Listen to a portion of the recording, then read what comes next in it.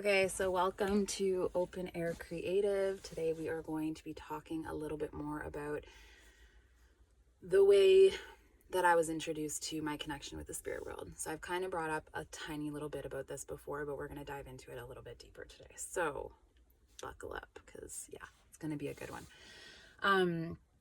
So my connection to Arlen started when he was 14 years old. That's when we met. I still say something happened to my body when I met him, something beyond describing.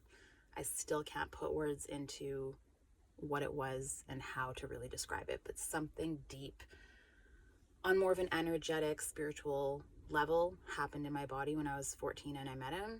I was 14. Honestly, I didn't know what the heck it was. I'm older now and I can understand it, that there was a soul contract, there was a soul tie there. But back then, I really had no clue. I was so young.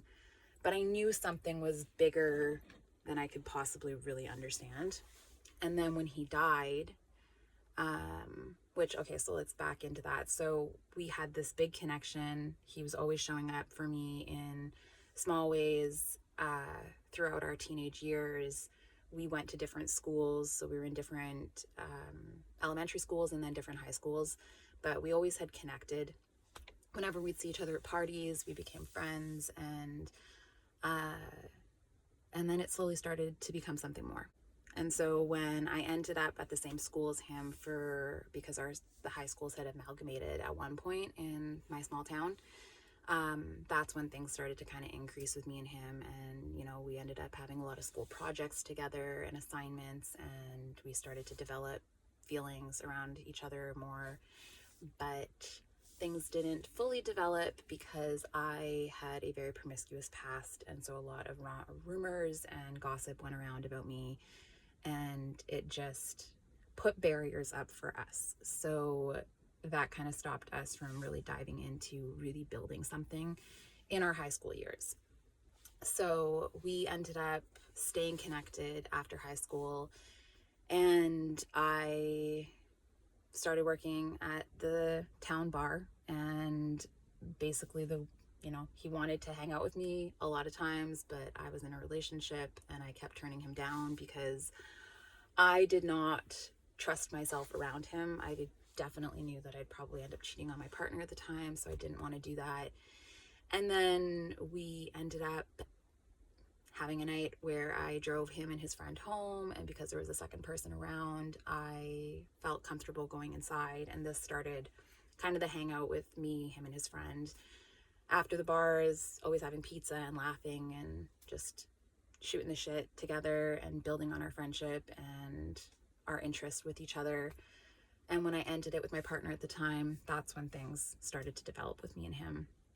And more details of this is in the book, so if you guys really want the whole entire nitty gritty full story, go get the book.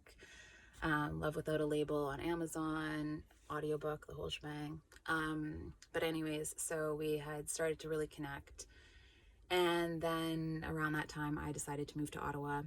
And anyways, things kind of started to separate because we were doing long distance for a bit. And then when I got back to the hometown for a visit, things started up again. And then we decided finally we were going to be together and we were going to make this work, and we weren't going to care about the rumors anymore. We weren't going to care about people's bullshit being said about me, because we just both knew that if we were to start dating, we knew that we would have to deal with a lot of bullshit about him, having people go up to him and telling him that, I was going to cheat on him and I'm a bad girl and all that kind of stuff. So that put a lot of barriers on us. And so at that point, now we had been away from high school and stuff, and we both decided that we really wanted to do this. So the next time I was going to come home, we were going to make it official. We wanted to wait until we could actually hug and hold each other. And a month after we had that discussion, he died in a car accident. So that shattered me. And honestly, again, like I said, something happened to my body when I met him, and something happened to my body when he died. I've never felt that level of pain in my life before, and I cried all the time.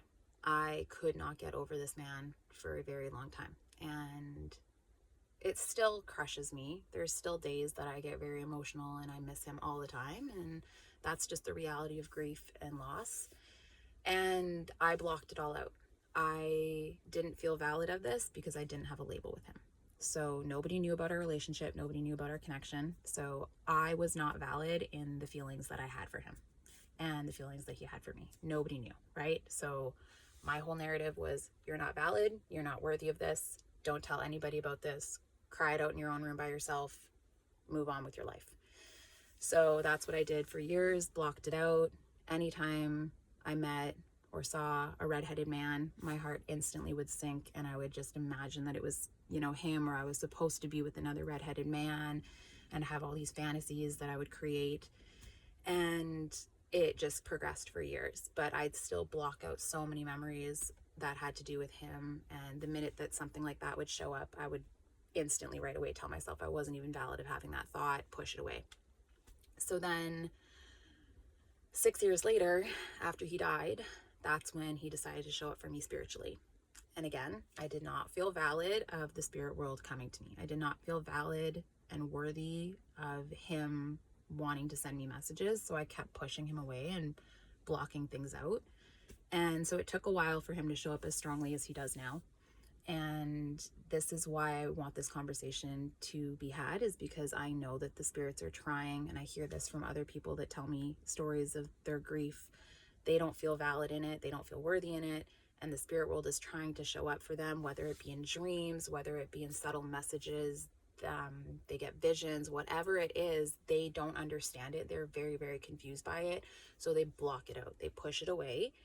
And the spirits are really trying to communicate with us right now. So they have messages for us. They want us to be able to deliver those messages for them, or they want us to just be able to receive those messages for ourselves. So at first, it took me a really long time to really understand this. And then eventually that started to progress.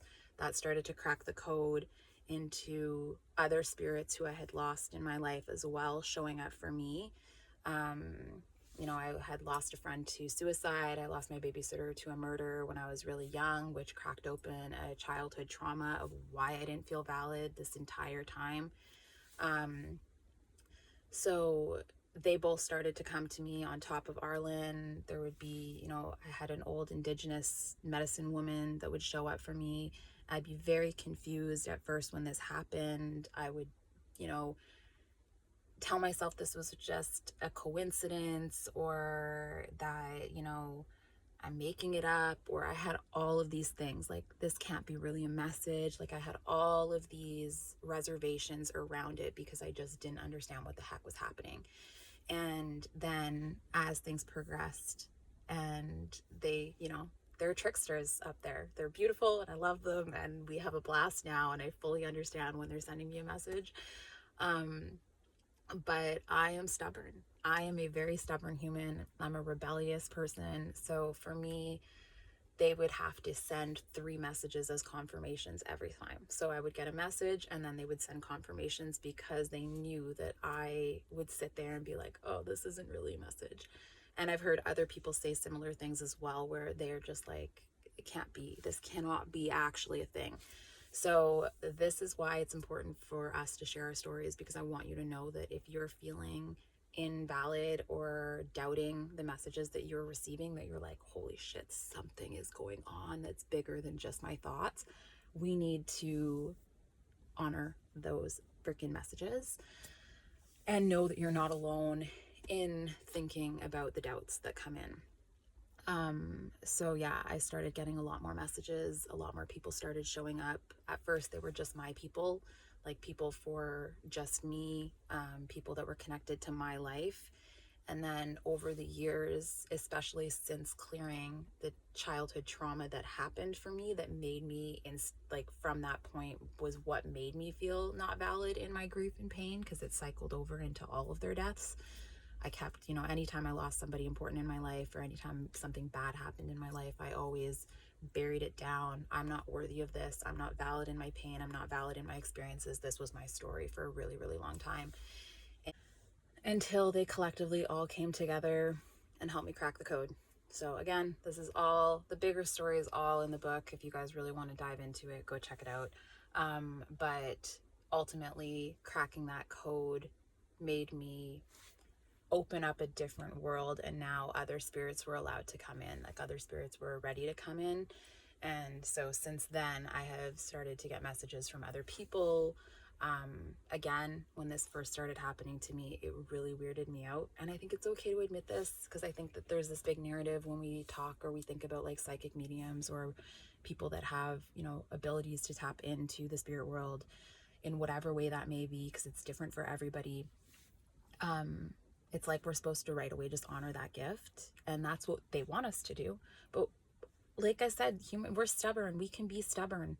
And so at first it weirded me out. It creeped me out. I was like, what is going on here? Like, because I was very clearly seeing visions. I was very clearly seeing people show up, very detailed. We'll get into those stories more later, but yeah, I was very clearly seeing people, and I was confused as to what the message was. So I was like, who the frick are you for? What is this message that I'm supposed to be sending? And like, you know, who are you? So it confused me. Again, I didn't feel worthy of those, because I can very clearly tell when a message is coming in that's for me from the spirits that I know. But when it's a spirit that I'm not aware of, and again, we also have other people who are like, don't tap into all spirits because the spirits are bad. We can talk about this. We'll have that bigger conversation in another podcast. But right now, I want you to know that these ones were not, there's no ill intentions with these ones. People were just showing up. And I think that what happens is it's a test. They want to test you to make sure that you're at least going to talk to them. You're going to be willing to discuss with them, like ask them, who are you for? Who are you? Like, what am I supposed to send? And even if they don't answer you right away, it's that let's have a conversation with them so that they know eventually to send you the message. And since I've started doing this, messages have gotten deeper. My delivery of those messages have ended up being really beautiful.